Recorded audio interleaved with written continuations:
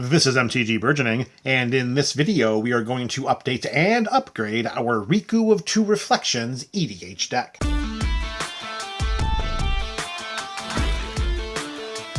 Thank you for joining us for another episode of the Up and Up series. Today it's the Teamer Specialist Riku of Two Reflections.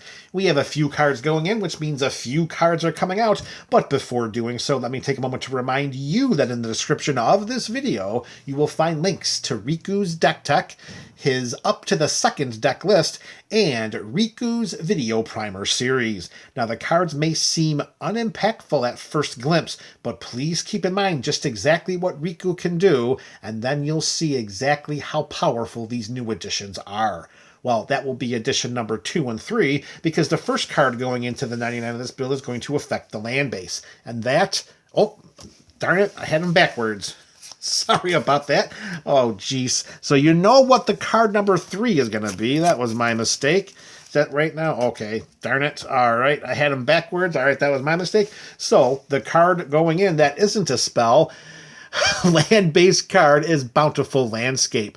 This is a land that comes in. We can tap it for a colorless mana, or we can tap it and sacrifice it to search our library for a basic forest, island, or mountain card, put it onto the battlefield tapped, and then shuffle. Bountiful Landscape is like an improved Evolving Wilds or Terramorphic Expanse, except that the land that we search for is specific to the colors of our deck. Here, there are teamer colors. No problem with that. In addition, we can also tap this for immediate mana if necessary. And as another bonus, in the mid to late game, if we draw this card and don't really need to play a land, then we can pay our teamer colors of a green, a blue, and a red, discard it, and draw a card. Bountiful Landscape will help with early to early mid-game mana fixing and the potential for card advantage. It's going into the land base, so that means a land is coming out, and that land is going to be Temple of the False God. This is a land that we're all too familiar with. It taps for 2 colorless mana, but we need at least 5 lands in order to activate its ability. Well, that's just not cutting it for us. We want to be a little bit more quick, a little fast, a little loosey-goosey with our mana in the first opening few turns, and if we get stuck with Temple of the False God and its colorless mana-producing ability, that's if we have 5 lands in play, well, we're going to be a little bit stuck. Specifically because we want to be able to use all the mana that we can on our spells as soon as we play the lands. We can really go off very quickly in this Riku build, particularly with all of the mana acceleration spells that we have. Temple of the False God does not fit those descriptions, so it is an easy land to take out, and we're not going to miss it at all. All right, card number 2 going in, our first spell that's going to help in this Riku build, and that card is Planar Genesis. We have an instant in Simic colors. That means it's going to cost us a green and a blue.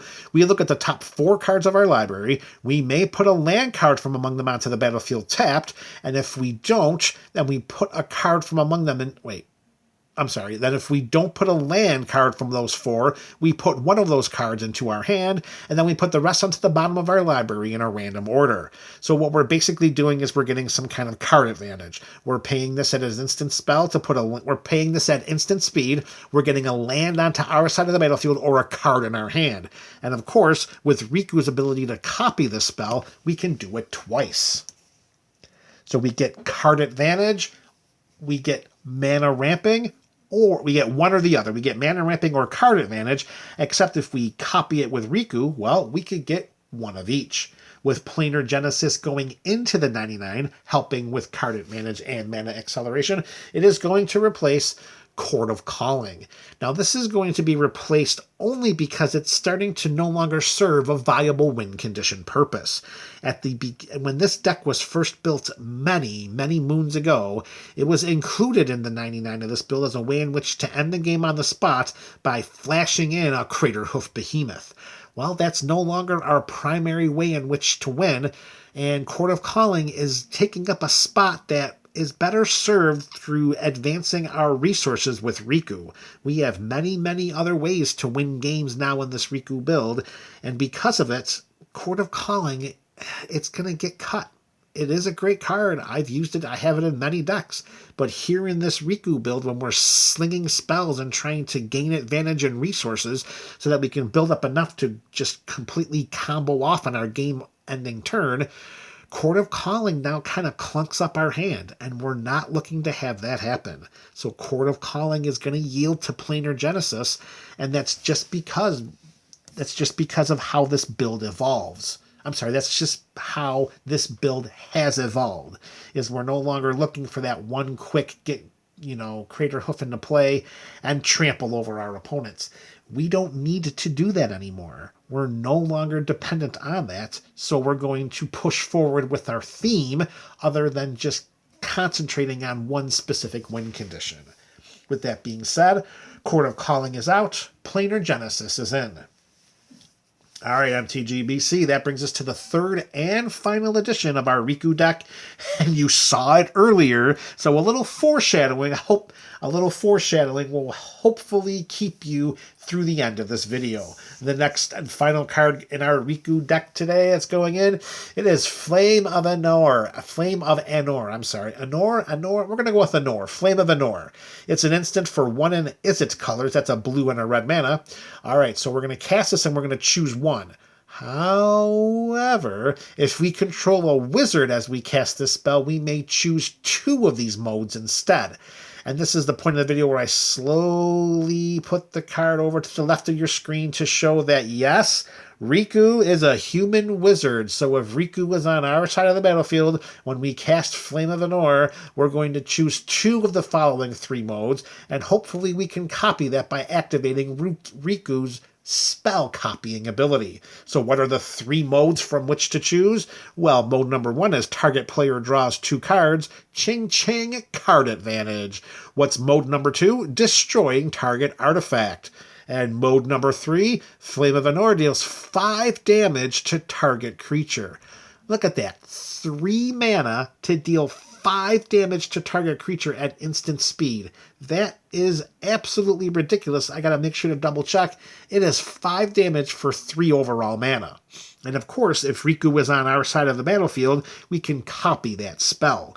Note that the modes can't change, so the 2 modes that we pick are going to be the same for the copy as they were for the original spell. So if our opponents are playing with a couple of troublesome artifacts, bye-bye. Maybe we need some more cards in our hand. So let's go 4 for 1 by casting Flame of Anor and then activating Riku's spell copying ability. Maybe there are a couple of utility creatures that are really causing us problems. Well, 5 damage to one and 5 damage to the other makes the battlefield a much more friendly place. Flame of Anor and Riku are going to be BFFs in this teamer spellcasting build. With this instant going into the 99, we have to identify a card to replace. And that card here, as it pertains to power and impact level, we're going to take our weakest card from our removal suite and replace it with Flame of Anor, and that card is Wilt.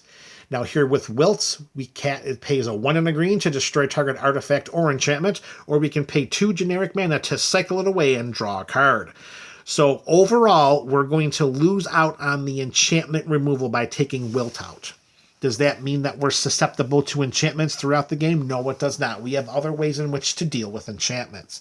Flame of Anor still carries the potential to destroy an artifact, which Wilt does, and Flame of Anor has the potential to carry card advantage, which Wilt also did as well.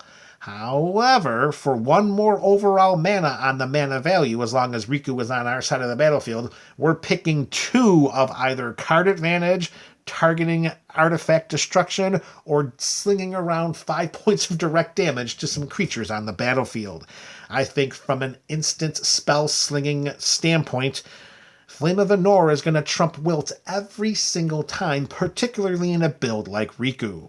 Of course, you can let me know your thoughts about these changes in the comments section below. Because there you have it, MTGBC. This installment of the Up and Up series has come to a close. Riku hasn't made an appearance on this series in quite a while, so let me know what you think in the comments section below. This is MTG Burgeoning, your channel for all things Magic.